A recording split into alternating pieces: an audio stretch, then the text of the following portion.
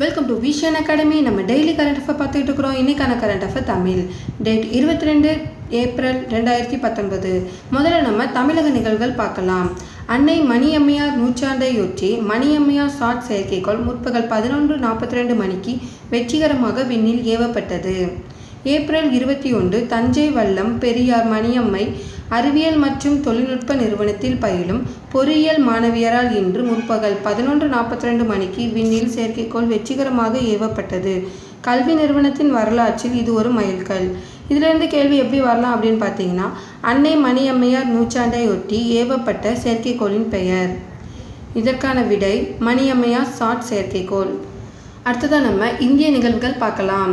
இலங்கையில் தேவாலயங்கள், நட்சத்திர ஓட்டல் உள்ளிட்ட 8 இடங்களில் நடைபெற்ற பயங்கர வெடிகுண்டு தாக்குதலில் உயிரிழந்தவர்களின் எண்ணிக்கை 290ஆக உயர்ந்துள்ளது.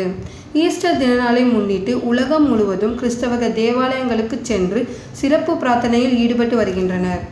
இதிலிருந்து கேள்வி எப்படி வரலாம் அப்படின்னு பார்த்தீங்கன்னா, இலங்கையில் நடைபெற்ற பயங்கர வெடிகுண்டு தாக்குதலில் உயிரிழந்தோரின் எண்ணிக்கை.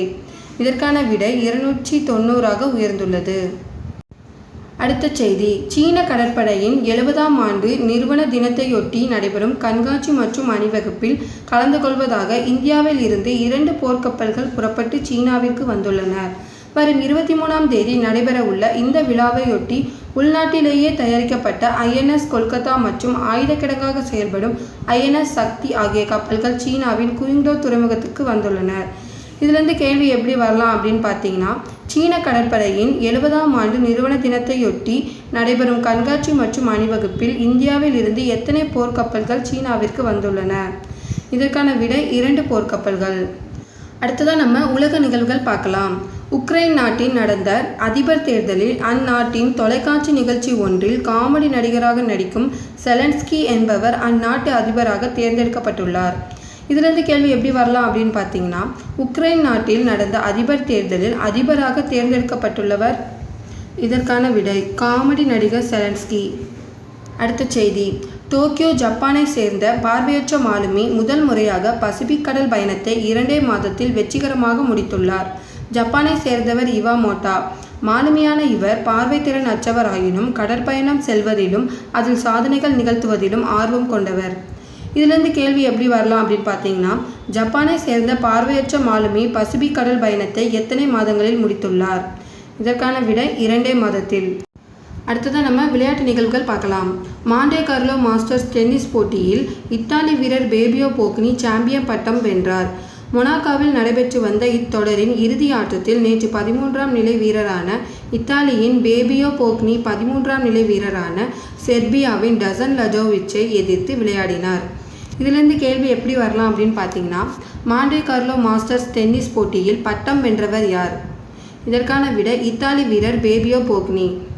இவ்வளோ நேரம் நம்ம இன்றைக்கான கரண்ட் அஃபேர் பார்த்தோம். அடுத்தது நம்ம நேத்திக்கான குவிஸ்குள்ள ஆன்சர்ஸ் பார்க்கலாம். சர்வதேச கல்விக்கான தினம் எப்போது அனுசரிக்கப்படுகிறது? ஜனவரி 24. தேசிய சரக்கு மற்றும் சேவை வரிக்கான மேல்முறையீட்டு தீர்ப்பாயமானது எங்கு அமைய உள்ளது? புதுடெல்லி. MSME புத்துயிர்ப்பு மீதான RBI குழுவின் தலைவர் யார்? UK சின்ஹா. எந்த பல்கலைக்கழகம் பிரிஷாவிற்கு டாக்டர் பட்டம் வழங்கியது? ஜெருசலேம் பல்கலைக்கழகம். புதியதாக உருவாக்கப்பட்ட சுசிலா தேவி இலக்கிய விருதினை வென்றவர் யார்? நமிதா கோகலே. இவ்வளோ நேரம் நம்ம நேத்திக்கான குவிஸ்குள்ள ஆன்சர் பார்த்தோம். இப்போ இன்றைக்கான குவிஸ் கொஸ்டின் பார்க்கலாம். தமிழக அரசின் 30வது சாலை பாதுகாப்பு வார விழாவின் மைய கருத்து என்ன? எந்த 2 வங்கிகள் இணைந்து தமிழ்நாடு கிராம வங்கி உருவாக்கப்பட்டுள்ளது? தமிழ்நாடு கிராம வங்கி தலைமையகம் எங்கு உள்ளது? 102 தாய் சேய் நல வாகன திட்டம் எந்த ஆண்டு தொடங்கப்பட்டது? எந்த நாடு சோலார் அமைப்பில் 73வது நாடாக இணைந்துள்ளது?